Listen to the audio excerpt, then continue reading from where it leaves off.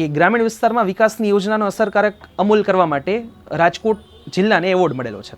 તો ગ્રાન્ટીનેટ સ્કૂલમાં પણ આપણા જે ગુજરાતના મુખ્યમંત્રી છે, ટૂંકમાં ગુજરાત સરકારે જે મધ્યાહન ભોજનની યોજના છે એ ઇમ્પ્લિમેન્ટ કરેલી હતી. અત્યારે ભારતમાં વાત કરીએ તો લગભગ 2 લાખથી વધુ ગ્રામ પંચાયતોમાં ઇન્ટરનેટ જોડાણ એટલે કે ઇન્ટરનેટ કનેક્શન્સ મળેલા છે અને 5.5 લાખથી વધુ કોમન સર્વિસીસ સેન્ટર બનેલા છે અલગ અલગ પંચાયતમાં. સ્વાગત પોર્ટલ એવું છે કે ગુજરાતના લોકોને કંઈ પણ ફરિયાદ હોય ટૂંકમાં એડમિનિસ્ટ્રેશનમાં કે કોઈ પણ જગ્યાએ તો 2003માં શરૂઆત થયેલી હતી. જન ફરિયાદ નિવારણનો એક ટેકનોલોજીયુક્ત અભિગમ છે. નમસ્કાર. પાક્ષિકનો અંક 9 એટલે કે 1 મે 2025નો જે અંક છે એમાં બધાનું સ્વાગત છે. હવે પાક્ષિક આ વખતે લેટ આવ્યું એનું કારણ એ છે કે જે આ પાકિસ્તાન સાથેનો જે સંઘર્ષ શરૂ હતો એના કારણે પાક્ષિકના અંક ખૂબ લેટ આવેલા હતા. તો આપણે પણ વિડીયો મૂકવામાં થોડુંક મોડું થઈ ગયેલું છે એ કારણે. તો જ્યારે પણ એની પહેલાં ચર્ચા થઈ છે કે 1લી તારીખનો જે અંક હોય એમાં ગયા મહિનાનો એની પહેલાંના મહિનાનું મન કી બાત પણ એમાં આપેલું હોય છે કે મન કી બાતના મુખ્ય મુદ્દાઓ. તો જે 1 મેનો જે અંક હતો એમાં મન કી બાતના મુખ્ય જે મુદ્દાઓ હતા એમાં તો પહેલગામ હુમલો કે જે 22 માર્ચના રોજ થયો હતો એના કારણે પ્રધાનમંત્રીશ્રીએ એમાં એનો આખો ઉલ્લેખ કરેલો હતો. એ સિવાય અફઘાનિસ્તાન જે દેશ છે આપણો પાડોશી દેશ એના માટે અમુક જે રોગ છે હેપેટાઇટિસ બી અથવા તો ટેટનેસ અને એ બધાની રસી આપણે અફઘાનિસ્તાનમાં મિત્રતા સ્વરૂપે મોકલી હતી. એના કારણે શું થાય કે એક રિલેશન અને વેક્સિન ડિપ્લોમેસી જે તે સમયે કોરોના સમયે એનું નામ આપેલું હતું કે વેક્સિન્સ બીજા દેશને મોકલો અને એની સાથે ભારતનું કોલાબરેશન વધારો એને વેક્સિન ડિપ્લોમેસી ટર્મ આપવામાં આવેલું હતું. તો એ પણ થયેલી હતી. એ સિવાય સચેત એપ જે નેશનલ ડિઝાસ્ટર મેનેજમેન્ટ ઓથોરિટીએ બનાવેલી હતી એ એપની ઓલરેડી આપણે ચર્ચા કરંટ અફેર્સમાં કરેલી હતી જે તે સમયે. તો એનો પણ આમાં ઉલ્લેખ થયેલો છે. એટલે જો મન કી બાત અને કરંટ અફેર્સ બેમાં આવેલું હોય તો પૂછવાના ચાન્સીસ કદાચ વધી શકે એવું હોય પણ શ્યોરિટી સાથે આપણે કંઈ કહી ન શકીએ. એ પછી મુખ્ય જે પાક્ષિકના મુદ્દાઓ છે એમાં સૌથી પહેલો મુદ્દો છે કે સ્વાગત પોર્ટલ. હવે સ્વાગત પોર્ટલ છે ને સરકારે શરૂ કરેલું હતું 22 વર્ષ પહેલાં. સ્વાગત પોર્ટલ એવું છે કે ગુજરાતના લોકોને કંઈ પણ ફરિયાદ હોય ટૂંકમાં એડમિનિસ્ટ્રેશનમાં કે કોઈ પણ જગ્યાએ તો 2003માં શરૂઆત થયેલી હતી. જન ફરિયાદ નિવારણનો એક ટેકનોલોજીયુક્ત અભિગમ છે. એટલે શું હોય કે પોર્ટલ ઉપર તમારે રજિસ્ટ્રેશન કરવાનું. હા, ત્યારે ઇન્ટરનેટ એટલા બધા નહોતા એટલે એટલું બધું પ્રોમિનન્ટ નહોતું પણ અત્યારે થઈ શકે છે. તો કોઈ પણ તમને પ્રોબ્લેમ હોય તો એમાં તમે પોર્ટલમાં રજિસ્ટર કરી શકો અને તમને ગુજરાત સરકાર તરફથી સીધી જે છે મદદ મળી શકે. અને આના માટે યુનાઇટેડ નેશન્સનો પબ્લિક સર્વિસ એવોર્ડ પણ સ્વાગત પોર્ટલને એટલે કે ગુજરાત સરકારને સ્વાગત પોર્ટલ શરૂ કરવા માટે જે તે સમયે મળેલો હતો. પછી 24 એપ્રિલે દર વર્ષે પંચાયતી રાજ દિવસ ઉજવાય છે કારણ કે 1992માં 73માં સુધારાથી આપણે જે પંચાયતી રાજ છે એ લાગુ કર્યું હતું. તો રાષ્ટ્રીય કક્ષાનો જે આ દિવસ ઉજવાયો હતો એ બિહારના મધુબનીમાં હતો અને એ જ દિવસે જે પ્રધાનમંત્રીએ પેલું ભાષણ આપેલું હતું કે પાકિસ્તાનને એની જ ભાષામાં જવાબ આપવામાં આવશે કારણ કે 22 તારીખે હુમલો થયો હતો પહેલગામ અને 24 તારીખે જે આ કહી શકીએ કે આખું સેમિનાર હતો અથવા તો કહી શકીએ કે એક આયોજન હતું રાષ્ટ્રીય કક્ષાનું ત્યાં બિહારના મધુબનીમાં જેમણે આ સંદેશ આપેલો હતો. અત્યારે ભારતમાં વાત કરીએ તો લગભગ 2 લાખથી વધુ ગ્રામ પંચાયતોમાં ઇન્ટરનેટ જોડાણ એટલે કે ઇન્ટરનેટ કનેક્શન્સ મળેલા છે અને 5.5 લાખથી વધુ કોમન સર્વિસીસ સેન્ટર બનેલા છે અલગ અલગ પંચાયતમાં અને 30,000 નવા પંચાયત ભવન બનેલા છે. તો વિચાર કરી શકો કે 30,000 નવા પંચાયત ભવન એટલે કે ખૂબ મોટી અચીવમેન્ટ કહેવાય. અને રાજ્ય કક્ષાનો ખાસ લખી લેજો, રાજ્ય કક્ષાનો જે પંચાયતી રાજ દિવસ ઉજવાણો હતો એ મહેસાણાના આખજ નામનું ગામ હતું ત્યાંથી ઉજવાયેલો હતો. કારણ કે જ્યારે પણ આવો કોઈ દિવસ ઉજવાતો હોય ત્યારે શહેરી કક્ષાએ જે રાજ્ય કક્ષાને રાષ્ટ્ર કક્ષાએ અલગ અલગ જગ્યાએથી ઉજવાતો હોય છે તો એના કદાચ નામ ક્યાંક પૂછાઈ શકે સ્ટેટિકમાં MCQsમાં. પછી 1 મે જ્યારે ગુજરાતનો સ્થાપના દિવસ હોય છે તો ગુજરાત વિશેની પણ ખૂબ માહિતી આપેલી હતી બ્રીફમાં અલગ અલગ. તો મહાગુજરાત આંદોલન કે જે 1956થી શરૂ થયું હતું અને 1960માં ફાઇનલી 1 મેના દિવસે ગુજરાત અને મહારાષ્ટ્ર બે અલગ અલગ રાજ્ય બનેલા હતા જે બહુ બેઝિક ફેક્ટ છે ને જેનાથી તમે બધા વાકેફ હોય. તો ડૉક્ટર જીવરાજ મહેતા ગુજરાતના પ્રથમ CM બન્યા હતા અને રવિશંકર મહારાજના હસ્તે કહી શકીએ કે ગુજરાતનું કહી શકીએ કે જે શરૂઆત થયેલી હતી એટલે રિબિન કટ જેવું તો ન કહી શકાય કારણ કે અલગ આખા રાજ્ય આપણે કંઈ નવી વસ્તુ નથી બનાવી પણ જે આખી સેરેમની હતી એમની શરૂઆત શરૂ કરેલી હતી રવિશંકર મહારાજે. અને આપણું એક સિદ્ધાંત હતો અર્નિંગ વેલ અને લિવિંગ વેલ. તો એના ઉપર આપણે ખૂબ સારી રીતે કામ કરીએ છીએ કે સારું કમાવો અને પછી સારું જીવો. તો બિઝનેસ કમ્યુનિટી આપણે છીએ ગુજરાતી લોકો તો એના કારણે આ એક ટાઇટલ આપેલું હતું. હવે એના અંતર્ગત ગુજરાતનો અત્યારે જે કંઈ પણ અચીવમેન્ટ્સ છે એ આપેલી છે. તો લગભગ 2650 અમૃત સરોવરનું નિર્માણ થયેલું છે છેલ્લા 10 વર્ષમાં અને 2024માં ખાલી એક જ વર્ષમાં લગભગ 3 લાખ જેટલી સોલાર પેનલ્સ ગુજરાતમાં અલગ અલગ લોકોએ પોતાની ઘરે નખાવેલી છે. તો આપણે ખૂબ સારી વસ્તુ છે. નાકા ભારતમાં સૌથી વધારે છે. સ્ટેટ વાઇઝ ડેટા જો જોઈએ તો સૌથી વધારે સોલાર પેનલ્સ ગુજરાતમાં ગયા વર્ષે નખાયેલી હતી આખા ભારતમાં વાત કરીએ તો. પછી સસ્ટેનેબલ ડેવલપમેન્ટ ઇન્ડેક્સ આ અલગ અલગ એક ગોલ્સ હોય છે જેની આપણે ચર્ચા ઇન ડિટેલમાં કરશું પર્યાવરણ સમયે. તો એમાં જે હેલ્થનો જે આખું કહી શકીએ કે પર્સપેક્ટિવ હોય છે અથવા તો હેલ્થનો જે વિભાગ હોય છે એમાં ગુજરાતનો સતત બીજા વર્ષે પ્રથમ ક્રમ આવેલો હતો આખા દેશમાં. જેમ મેં કીધું એમ કે અલગ અલગ કોમ્પિટિશન્સ રાખેલી હોય છે સ્ટેટ્સ વચ્ચે કે કયા ક્ષેત્રમાં કયા રાજ્યનું પરફોર્મન્સ સારું છે. તો હેલ્થના ક્ષેત્રમાં ગુજરાતનું પરફોર્મન્સ સતત બીજા વર્ષે ખૂબ સારું રહ્યું અને પ્રથમ ક્રમે રહ્યું હતું. તો મિત્રો, આશા કરું છું લેક્ચર સિરીઝ પસંદ આવે છે તમને. આપણી યુટ્યુબ ચેનલ ઉપર બાકીની લેક્ચર સિરીઝ પણ પડી છે, એ પણ ન જોઈ હોય જોઈ લેજો. બંધારણ લેક્ચર સિરીઝ 12 લેક્ચર્સ ફ્રીમાં પડ્યા છે. વૈદિક મેથ્સ અને રિઝનિંગની લેક્ચર સિરીઝ એમાં પણ 12 લેક્ચર પડ્યા છે. કરંટ અફેર્સ વીકલી જોતા રહેજો. અને આપણા એપ્લિકેશન ઉપર ઘણા બધા કોર્સીસ આવી ગયા છે. બંધારણનો કોર્સ આપણો પડ્યો છે, વૈદિક મેથ્સ અને રિઝનિંગનો કોર્સ છે, ભૂગોળ અને સાયન્સ એન્ડ ટેકનોલોજીનો કોર્સ છે, અને કરંટ અફેર્સનો પણ કોર્સ છે. અને કોર્સ આપણે એ રીતે ડિઝાઇન કર્યા છે કે તમને ઓલમોસ્ટ બધી એક્ઝામમાં કામ લાગે. એક જ કોર્સ પરચેઝ કરી લેશો કોઈ પણ એક્ઝામમાં કામ લાગશે. કોઈ પણ કોર્સ પરચેઝ કરવો હોય તો અમને આ નંબર ઉપર વોટ્સએપ કરજો.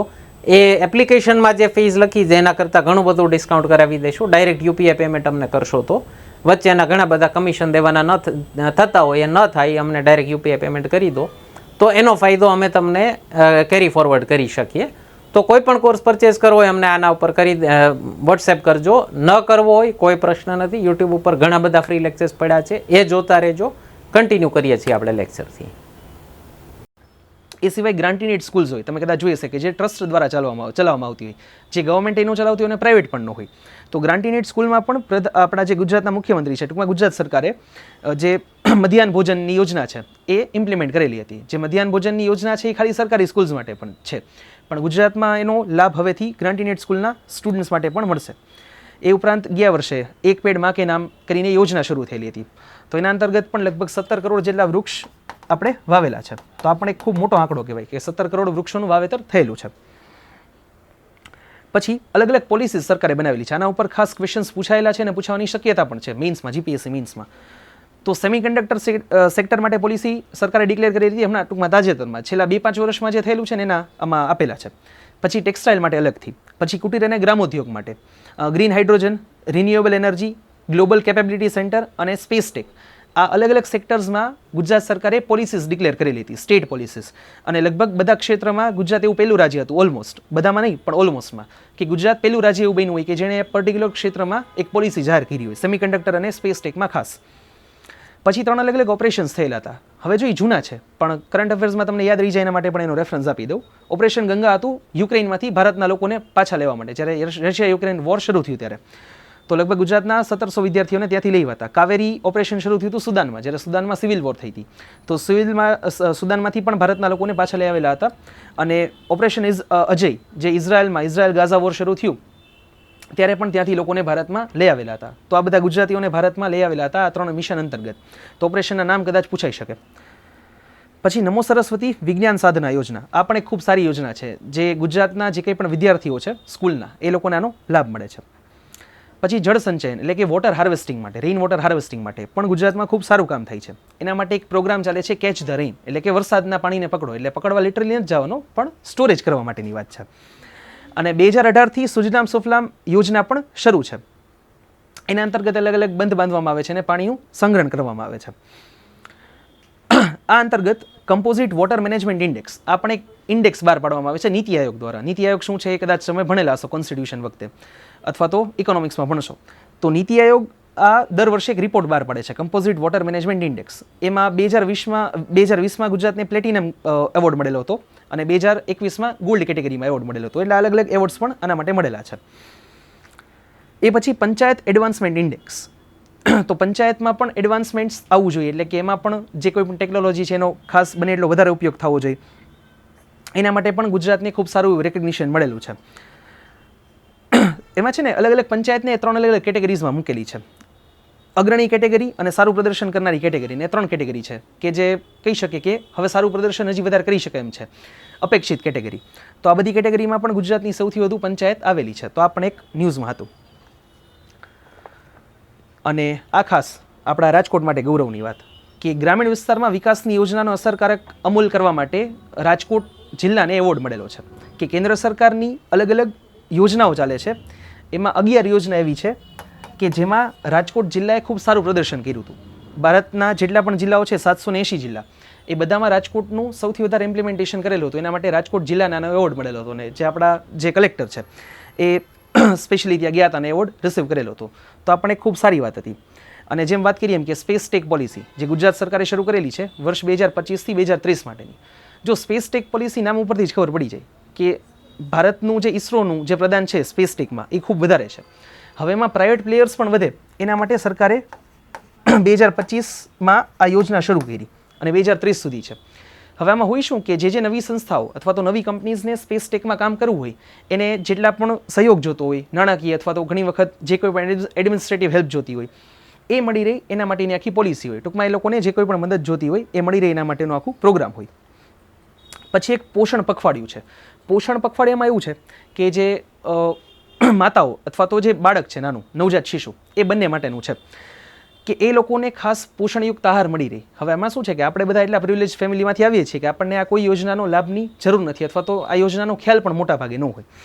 તો એવી જે મહિલાઓ છે અથવા તો એવા બાળકો છે કે જેને પોષણની ખાસ જરૂર છે અને કુપોષણ એનિમિયા આ બધા જે રોગ છે એને દૂર કરવામાં ભારતે એક લક્ષ્યાંક રાખેલો છે કે જલ્દીથી જલ્દી કુપોષણ એટલે કે માલન્યુટ્રિશન અને જે એનિમિયા છે આ બધા રોગો દૂર થાય તો એનો સૌથી મોટો આધાર હશે પોષણ. તો એ પ્રોપર મળી રહી એના માટે ગુજરાત સરકાર અલગ અલગ યોજનાઓ અંતર્ગત જે માતાઓ હોય છે અથવા તો બાળક હોય છે એના માટે અલગ અલગ રોકડ સહાય યોજના અથવા તો અમુક અમુક રાશન ને બધું આપે છે. તો એ અંતર્ગત પૂર્ણા યોજના છે અને મુખ્યમંત્રી માતૃશક્તિ યોજના છે. પૂર્ણા યોજના છે ને એ ખાસ કરીને બાળકીઓ માટે છે એટલે કે કહી શકીએ કે છોકરીઓ માટે છે. શું કામ 15 થી 18 વર્ષની છોકરીઓને ફ્યુચરમાં એનિમિયા ન થાય એના માટેના જે કંઈ પણ પ્રિકોશન્સ લેવા પડે એ આ યોજના અંતર્ગત આપવામાં આવે છે. અને મુખ્યમંત્રી માતૃશક્તિ યોજના જેમ વાત કરીએ એમ કે સ્ત્રીઓ માટે ગર્ભાવસ્થા દરમિયાન અને એ પછી જ્યારે બાળકને જન્મ આપે એ પછી જેમને પોષણયુક્ત આહારની જરૂર હોય તો એ પણ ફૂલફિલ કરવાની જવાબદારી ગુજરાત સરકાર લે છે. તો આ બધા કારણોથી શું છે કે ગુજરાતનું જે કહી શકીએ કે કુપોષણમાં છે એમાં બને એટલું આપણે સારું પ્રદર્શન કરી શકીએ ટૂંકમાં એને નિવારવા માટે. તો એ માટે અમુક અમુક સ્ટેપ્સ પણ લેવામાં આવેલા છે. તો આ જે આખું પાક્ષિક હતું 1 મે 2025નું પાક્ષિક અંક 9 એમાં આટલા મુખ્ય મુદ્દાઓ હતા. એટલે મોટાભાગે સરકારની યોજનાઓ હતી અને ગુજરાત સરકારની અચીવમેન્ટ્સ હતી. ટૂંકમાં ગુજરાત બન્યું ત્યારથી લઈને અત્યાર સુધીમાં કે શું શું કામ થયેલા છે. અને જેમ વાત કરીએ એમ કે ઓપરેશન સિંદૂર વખતના અમુક મુદ્દાઓ હતા ને એ બધું હતું તો મન કી બાતમાં. તો આટલા મુખ્ય મુદ્દાઓ ગુજરાત પાક્ષિકના આ વખતના હતા. તો બાકીના જે નવા પાક્ષિકના મુદ્દાઓ છે એના માટે ફરીથી મળશું. અગેન આ પણ વિડીયો કેવો લાગ્યો એ જરૂર કોમેન્ટમાં જણાવજો. વિડીયોને લાઇક કરજો, ચેનલને શેર કરજો અને સબસ્ક્રાઈબ પણ કરવાનું ભૂલતા નહીં. ધન્યવાદ.